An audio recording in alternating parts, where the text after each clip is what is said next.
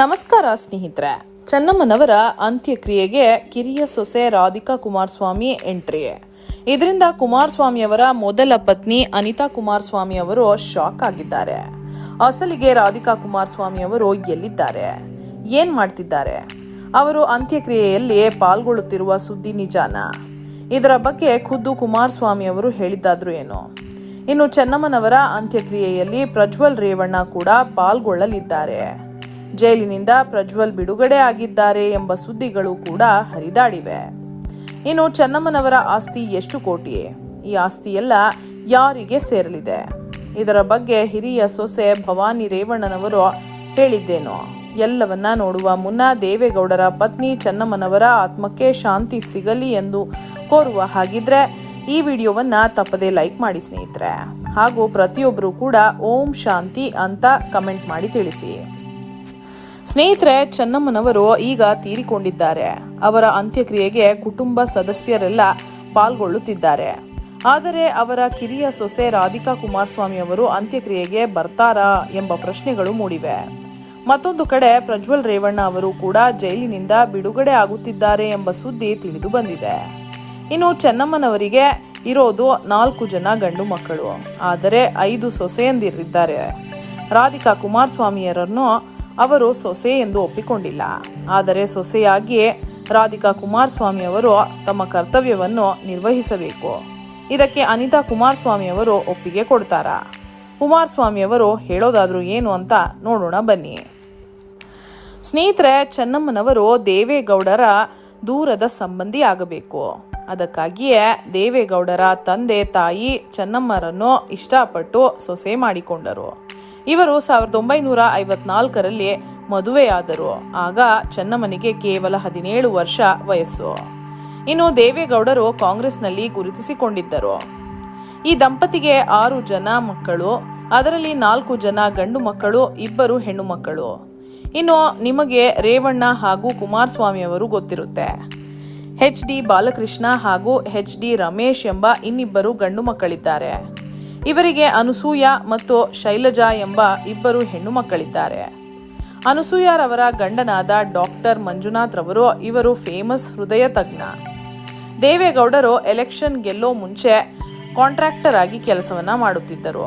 1957ರಲ್ಲಿ HD ರೇವಣ್ಣನವರು ಹುಟ್ಟುತ್ತಾರೆ. ಆನಂತರ ರಾಜಕೀಯಕ್ಕೆ ಎಂಟ್ರಿಯನ್ನ ಕೊಡ್ತಾರೆ. 1962ರಲ್ಲಿ ಮೊದಲ ಬಾರಿಗೆ ದೇವೇಗೌಡರು MLA ಆಗ್ತಾರೆ.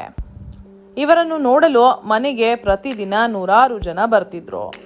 ಇವರಿಗೆಲ್ಲ ಯಾವುದೇ ಸಂಕೋಚವಿಲ್ಲದೆ ಚೆನ್ನಮ್ಮನವರೇ ಅಡುಗೆ ಮಾಡಿ ಬಡಿಸ್ತಾ ಇದ್ರು. ಅದಕ್ಕೆ ಈಗಲೂ ಕೂಡ ಎಲ್ಲಾ ರಾಜಕಾರಣಿಗಳು ಚೆನ್ನಮ್ಮರನ್ನು ಸಾಕ್ಷಾತ್ ಅನ್ನಪೂರ್ಣೇಶ್ವರಿ ಎಂದೇ ಕರೆಯುತ್ತಾರೆ. ದೇವೇಗೌಡರವರು ರಾಜಕೀಯದಲ್ಲಿ ಸಿಕ್ಕಾಪಟ್ಟೆ ಬ್ಯುಸಿಯಾಗಿದ್ರು. ಇನ್ನು 1976ರಲ್ಲಿ ದೇಶದಲ್ಲಿ ಇಂದಿರಾ ಗಾಂಧಿಯವರು ಎಮರ್ಜೆನ್ಸಿ ಹೇರಿದ್ರು. ಆಗ ದೇವೇಗೌಡರವರು ಕೂಡ 21 ತಿಂಗಳುಗಳ ಕಾಲ ಜೈಲು ಸೇರಿದ್ರು. ಆಗ ತಮ್ಮ 6 ಮಕ್ಕಳನ್ನು ಚೆನ್ನಾಗಿ ಓದಿಸಿ ನೋಡ್ಕೊಂತಿದ್ದೆ ಈ ಚೆನ್ನಮ್ಮನವರು. ಇದನ್ನು ಖುದ್ದು ದೇವೇಗೌಡರವರೇ ಹೇಳಿದ್ದಾರೆ. ಇವರದು ಒಟ್ಟು ಕುಟುಂಬ. ಇವರ ದೊಡ್ಡ ಮಗ ರೇವಣ್ಣನವರು ಹಾಗೂ ದೊಡ್ಡ ಸೊಸೆ ಭವಾನಿಯವರು. ಹೊಳೆನರಸೀಪುರದಲ್ಲಿ ದೇವೇಗೌಡರ ನಂತರ ರೇವಣ್ಣನವರೇ ಚುನಾವಣೆಗೆ ನಿಲ್ತಿದ್ರು.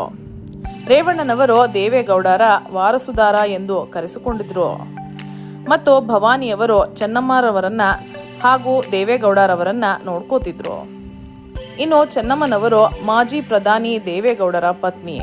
ಅಂದರೆ 100 ಕೋಟಿ ಆಸ್ತಿ ಮಾಡಿರುತ್ತಾರೆ ಅಂತ ನೀವು ಅಂದ್ಕೊಳ್ಬಹುದು. ಯಾಕಂತಂದ್ರೆ ಇತ್ತೀಚಿನ ದಿನಗಳಲ್ಲಿ ಕೇವಲ 1-2 ಬಾರಿ MLA ಆಗ್ಬಿಟ್ರೇನೆ ಅವರು 100 ಕೋಟಿ ಆಸ್ತಿ ಮಾಡುತ್ತಾರೆ. ಆದರೆ ಚೆನ್ನಮ್ಮನವರ ಆಸ್ತಿ ಕೇವಲ 8 ಕೋಟಿ 80 ಲಕ್ಷ ರೂಪಾಯಿ. ಹೌದು ಸ್ನೇಹಿತರೆ, 2024ರ ಚುನಾವಣೆ ವೇಳೆ ದೇವೇಗೌಡರವರೇ ಅಫಿಡವಿಟ್ನಲ್ಲಿ ಸಲ್ಲಿಸಿದ್ರು. ಅದರಲ್ಲಿ ಚೆನ್ನಮ್ಮನವರ ಆಸ್ತಿ ವಿವರಗಳನ್ನು ನೀಡಲಾಗಿತ್ತು. ಇನ್ನು ಚೆನ್ನಮ್ಮರ ಬ್ಯಾಂಕ್ ಅಕೌಂಟ್ನಲ್ಲಿ 80 ಲಕ್ಷ ರೂಪಾಯಿ ನಗದಿದೆ. ಇನ್ನು 1.5 ಕೋಟಿಯಷ್ಟು ಚಿನ್ನವಿದೆ. ಬೆಂಗಳೂರಿನಲ್ಲಿ ಮನೆ, ಹಾಸನದಲ್ಲಿ ಮನೆ, ಜಮೀನು ಎಲ್ಲವೂ ಸೇರಿ ಬರೋಬ್ಬರಿ 8 ಕೋಟಿ 80 ಲಕ್ಷ ರೂಪಾಯಿ ಎಂದು ಅಂದಾಜಿಸಲಾಗಿದೆ. ಇನ್ನು ಕುಟುಂಬಸ್ಥರೆಲ್ಲ ಸೇರಿ ಚೆನ್ನಮ್ಮನವರ ಅಂತಿಮ ಸಂಸ್ಕಾರದಲ್ಲಿ ಪಾಲ್ಗೊಳ್ಳಲಿದ್ದಾರೆ. ಆದರೆ ಮುದ್ದು ಮೊಮ್ಮಗ ಪ್ರಜ್ವಲ್ ರೇವಣ್ಣ ಬರ್ತಾನಾ ಇಲ್ವಾ ಅನ್ನೋದೇ ಈಗ ಪ್ರಶ್ನೆಯಾಗಿದೆ.